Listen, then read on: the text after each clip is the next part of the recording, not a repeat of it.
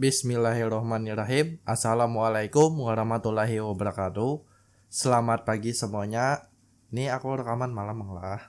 Alhamdulillah kita melanjutkan pembelajaran sejarah peminatan, yaitu tentang fungsi historiografi, tujuan historiografi dan subjektivitas historiografi. Kalau yang minggu kemarin, minggu semalam itu kan kita sudah mempelajari tentang pengertian dan prinsipnya. Nah, di sini kita akan mempelajari tentang fungsi, tujuan, dan subjektivitas. Oke, yang pertama, kalau ada bukunya, di buku itu halaman 5, itu fungsi historiografis itu ada 3.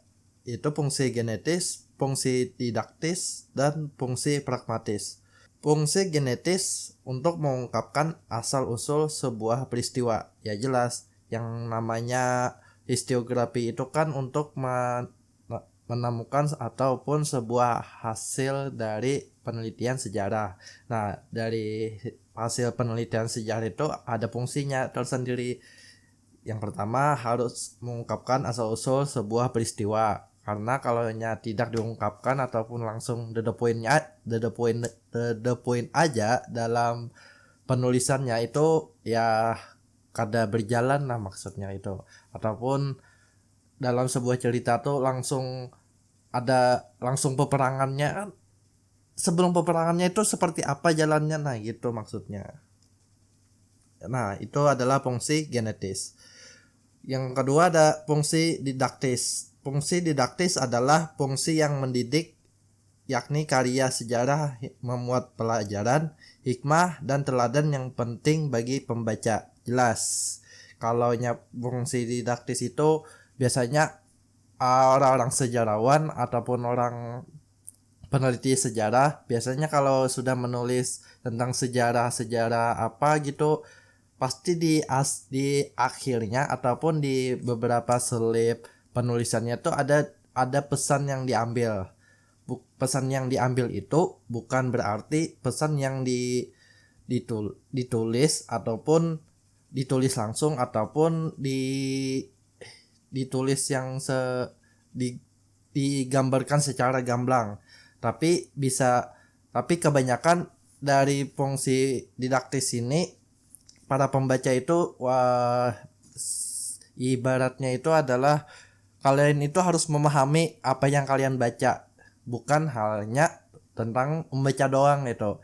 Karena kan kalau membaca aja otomatis kalian pasti cepat bosan gitu.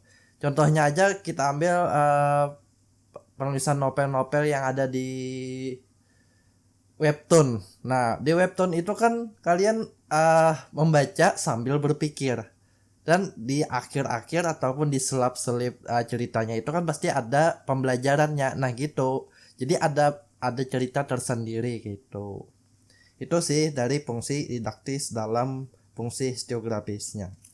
Yang ketiga ada fungsi pragmatis. Fungsi pragmatis berkaitan dengan upaya melegitimasi suatu kekuasaan agar terlihat kuat dan berwibawa. Nah di sini menurut saya, menurut beberapa orang itu dalam fungsi penulisan sejarahnya itu bisa menetapkan sejarah yang diatur ataupun yang ataupun yang kepentingannya untuk para penguasa, atau juga bisa dianggap sebagai hal-hal yang ingin ditulis para sejarawan, misalkan tentang raja Ken Arok gitu.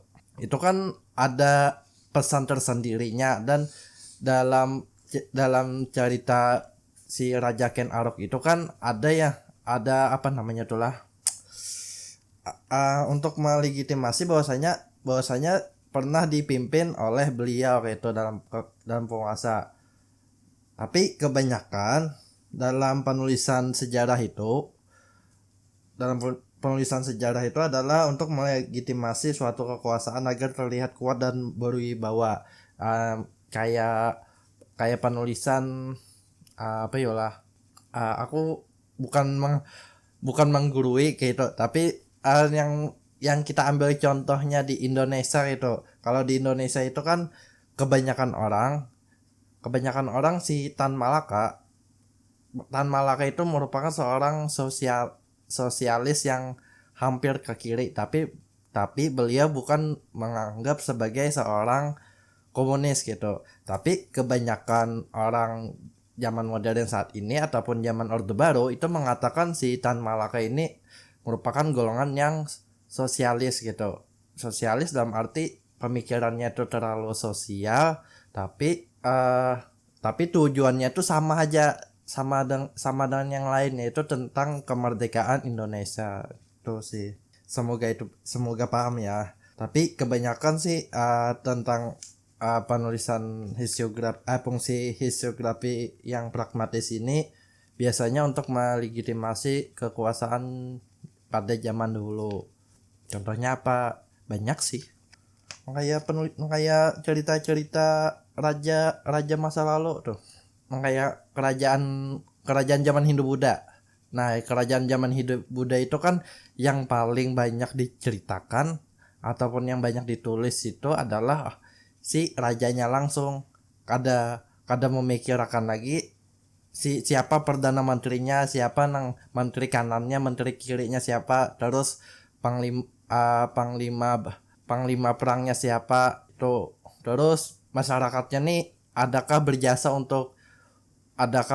untuk kerajaan, siapa namanya, itu tidak penting gitu, karena itu di luar dari fungsi pragmatis dalam historiografi itu.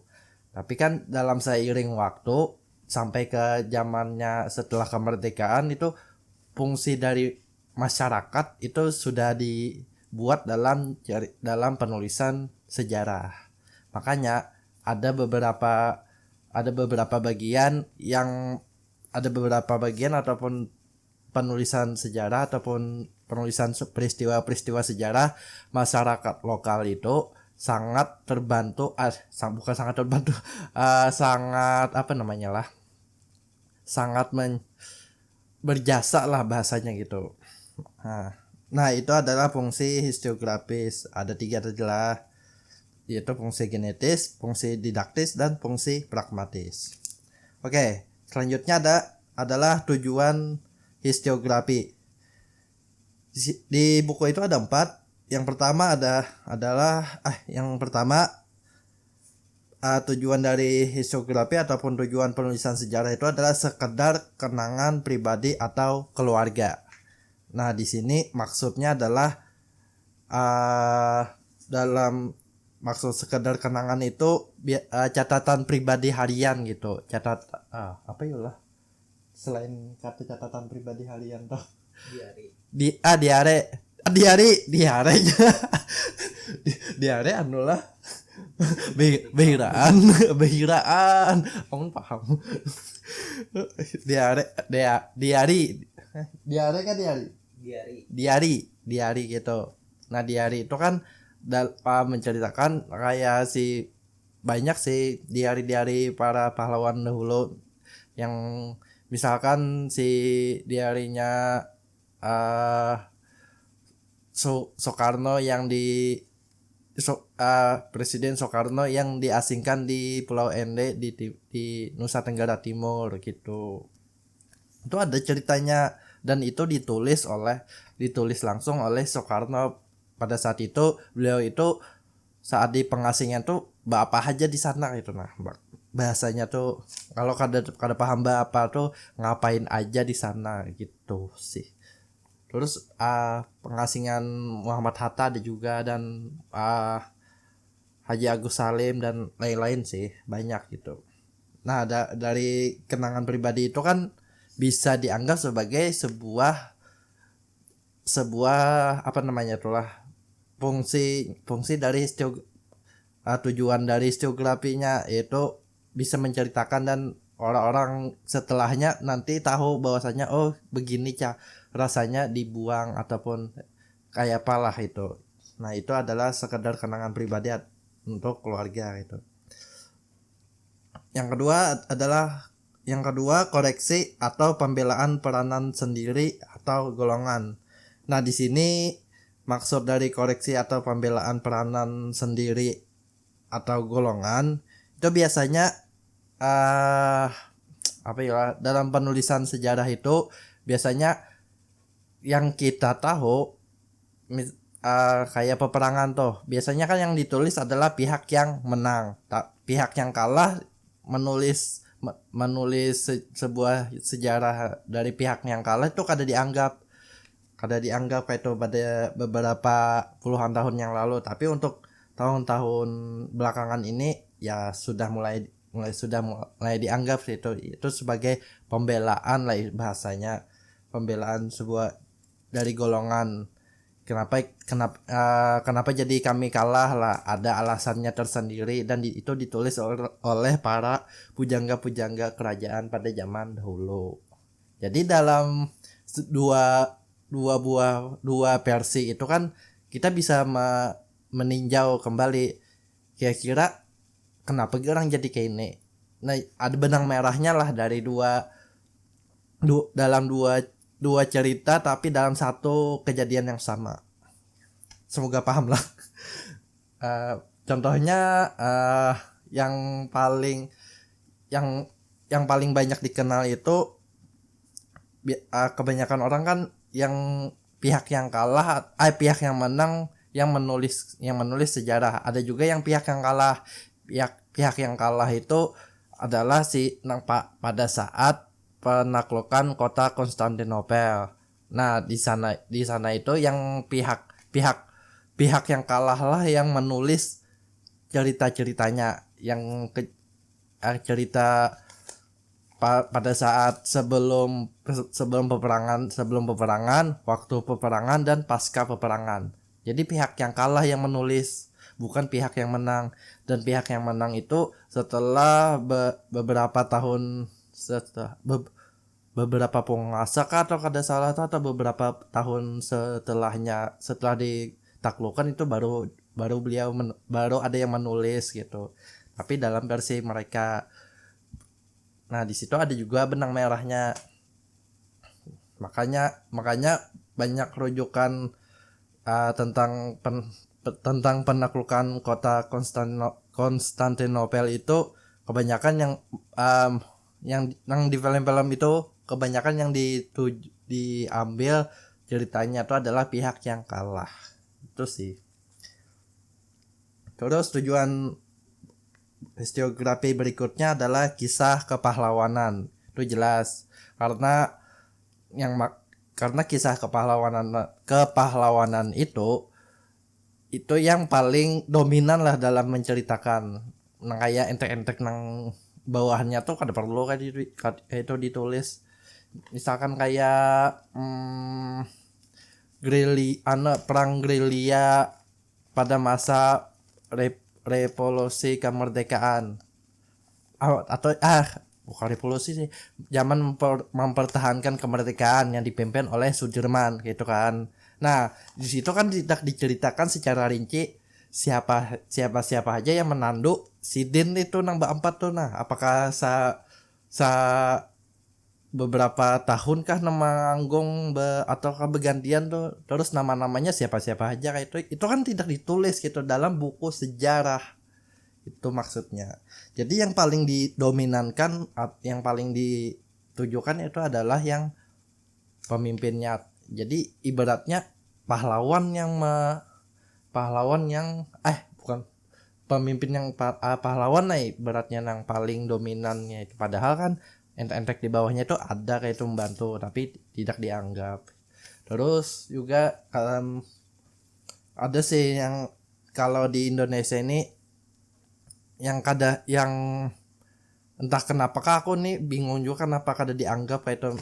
Kan adalah dalam agresi militer Belanda kedua itu kan Presiden Soekarno dan jajaran kabinetnya itu kan ditahan oleh Belanda. Nah, pada saat itu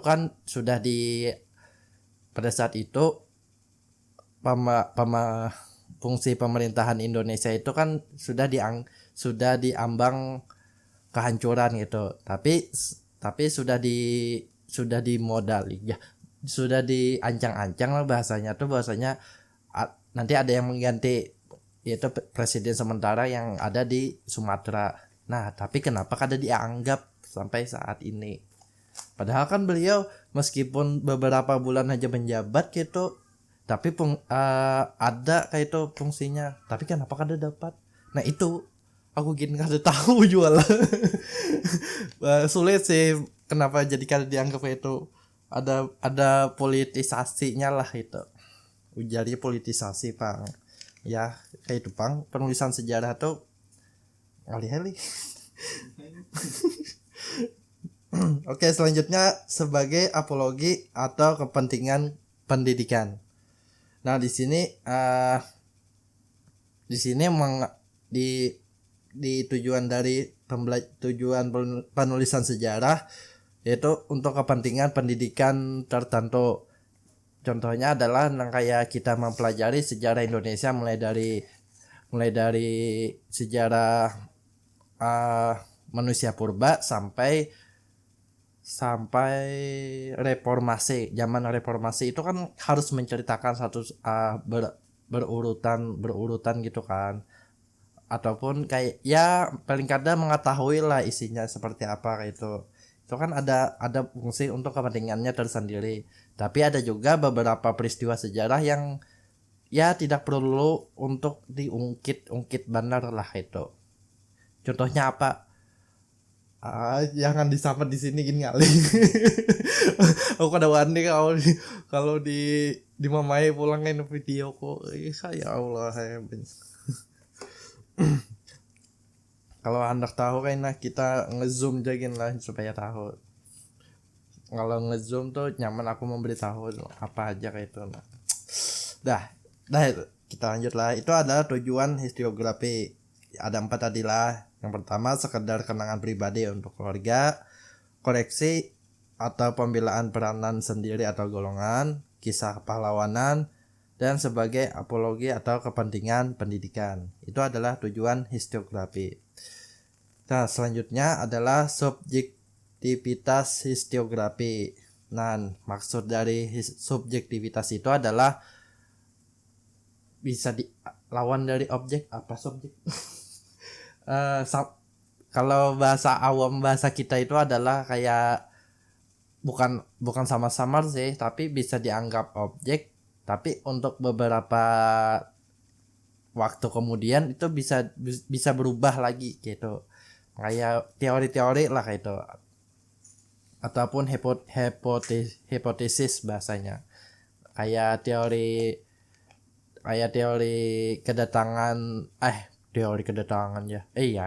teori penyebaran agama Islam di Indonesia. Nah itu kan teori karena masih banyak yang dipelajari gitu. Terus juga teori-teori datangan Hindu Buddha di Indonesia itu kan masih teori juga kayak itu. Nanti apakah beberapa tahun kemudian teori itu bisa berubah? Ya bisa aja kalau ada yang meneliti lagi gitu, atau ada yang mengkaji lagi gitu sih. Nah, maksud dari subjektivitas historiografi ini mana dulu. Historiografi sejarah bersifat subjektif karena penulisan dan penafsiran sumber sejarah dilakukan oleh sejarawan. Ya jelas dalam untuk meneliti sejarah itu kan apa yang dilihat oleh sejarawan itu misalkan apa yalah di Banjarmasin ini lah ya tetamu prasasti gitu, prasasti tertua gitu. Itu pasti beberapa sejarawan kumpulkan ya, misalkan ada 50 sejarawan di Kalimantan Selatan itu mengeluarkan ide-idenya kayak bukan ide sih, tapi mengeluarkan pendapatnya masing-masing bahwasanya kayak ini ya kayak lain Pang kayaknya kayak ini nah kayak itu Pang. Itu adalah subjektivitas itu. Terus bagaimana untuk menemukan titik terangnya ataupun benang merahnya. Nah di sini menurut Projo mengungkapkan ada 3 hal yang dapat mempengaruhi subjektivitas meneliti sejarah yang akan membantu menuju objektivitas. Nah kayak samar-samar tadi bisa jadi objek lah gitu. Nah yang pertama adalah mengenal sumber di story-nya. Maksudnya adalah seorang peneliti sejarah atau sejarawan harus mengenali sumber-sumber histori yang dapat mengganggu subjektivitas dirinya. Sumber histori dan yang berasal dari dalam diri sendiri dapat diketahui dengan mempertanyakan ke dalam subjektivitas diri. Maksudnya apa ini? Maksudnya adalah kalau misalkan ada menemukan penemuan gitu, misalkan kayak arkeolog atau apa kayak itu harus ditelaah lagi secara mendalam. Bisa melalui apa aja lah itu, misalkan di Sungai Kuin terdapat terdapat terdapat uang uang uang koin Spanyol itu loh. Kenapa ada uang koin Spanyol ya? Jadi apakah zaman Kesultanan Banjarmasin itu pernah berdagang dengan pedagang orang Spanyol kah itu, ataupun orang Spanyol pernah datang ke Kesultanan Banjar kah? Nah kayak itu maksudnya. Jadi melihat lagi secara dalam. Gitu sih maksudnya. Gitu sih maksudnya aja. Emang kayak itu kayak paham lagi. Kayak mempertanyakan lagi gitu. Mempertanyakan sesuatu yang perlu ditanyakan. Makanya menjadi sejarawan itu pusingnya minta ampun gitu. Nang meneliti beberapa tahun belakangan aja amunnya sumbernya kada lengkap, misalkan sumbernya cuma satu orang aja bah, nyata sudah dianggap hoax itu. Itu yang pertama. Yang kedua, peranan human rightness apa sih? Aduh, maaf lah, udah bisa bahasa Inggris. Keberhasilan sebuah karya sejarah sangat bergantung pada seluruh disposisi intelektual sejarawan atau peneliti sejarah tersebut. Oleh karena itu merupakan sebuah syarat bahwa seorang peneliti sejarah atau sejarawan mempunyai suatu filsafat manusia yang sehat, terbuka terhadap nilai kemanusiaan dan terbuka terhadap segala koreksi. Nah, jadi biasanya kalau di sini kan dikatakan merupakan sebuah syarat bahwa seorang peneliti sejarah dan sejarawan mempunyai filsafat manusia yang sehat. Artinya pemikirannya itu kadang hal-hal yang ya kalau bisa nang kada objek sangat jauh dari objek, bahkan lebih jauh dari subjeknya kayak itu. Misalkan kayak tetamu batu habang gitu. Itu kayaknya misalkan kada sehat kayak itu, nang orang sejarawannya tuh bisa menganggap oh ini batu dari kerajaan alam gaib nih kayaknya itu tuh bunga tuh. Jangan percaya kayak ituan lah. Terus dikatakan terbuka terhadap nilai kemanusiaan. Nah, maksudnya adalah apa yang ditulis harus melihat sisi yang berbeda gitu. Sisi yang berbeda itu apanya kayak itu? Ya banyak.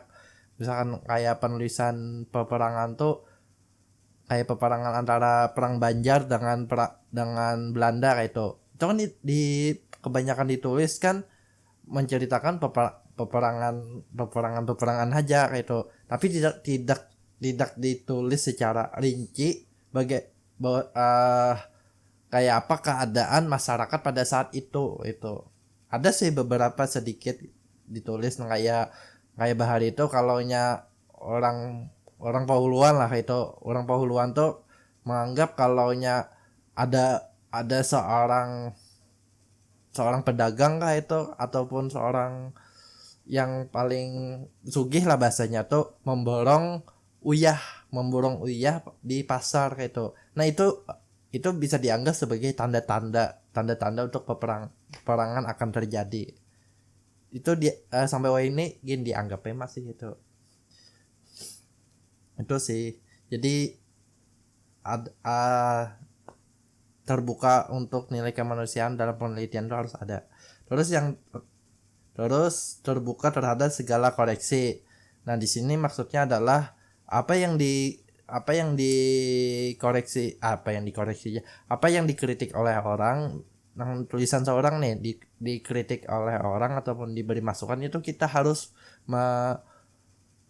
mengiyakan dan meninjau kembali lah bahasanya, atau bahasanya menerima kritikan orang. Hujan nggak? Hujan. Menerima kritikan orang itu, dan itu hak wajib hukumnya. Kalau nya kada hendak dikritik ya harus saja jadi seorang sejarawan. Ini ada aja pang beberapa golongan menulis sejarahnya sendiri, terus mulai seminar dikritik ataupun dikritik habis-habisan, ya engkau bahwasanya yang kami tulis ini benar ya. Itu ada tuh. Kenapa? Dan aku pernah mengkritik itu tuh. Dan aku pernah hampir diusir. Bahwasanya pemikiranku ini terlalu liberal ya. Ya itu beberapa tahun yang lalu. ada kayak itu, ada aja. Perlu disebutkan kan nih? Sebut kah? Oke. Jadi ada beberapa kejadian pada saat aku kuliah dulu. Jadi ada dari golongan kan? Dari ormas lah itu, dari ormas Islam yang sekarang sudah dilarang, bukan FPI lah, tapi HTI. Apa itu HTI? HTI lain. Hizbut Tahrir Indonesia. Jadi pernah berdiri organisasi Islam yang ya dianggap radikal lah sebelum Jokowi menetapkan ormas tersebut itu radikal itu. Nah pada saat itu beberapa kelompok dari HTI itu pernah membuat seminar sejarah kesultanan itu. Bahwasanya kesultanannya ada di Indonesia itu merupakan kayak negara serikat lah, negara serikat gitu, negara serikat, dan pusatnya itu ada di mana ngarannya? Turki apa? Turki itu apa? Turki Umayyah. Karena nggak dinasti ya tadi kan. Ya pokoknya nang dinasti Islam terakhir tuh nang di Turki gitu. Nah jadi kayak beberapa kesultanan mulai dari Aceh sampai Maroko itu merupakan sebuah negara serikatnya tersendiri gitu, dan mereka menganggap bahwasanya ya negara tersendiri itu kayak mengelola negara seorang dan lain-lain gitu.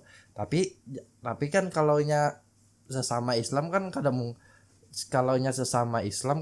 mungkin saling menyerang satu sama lain.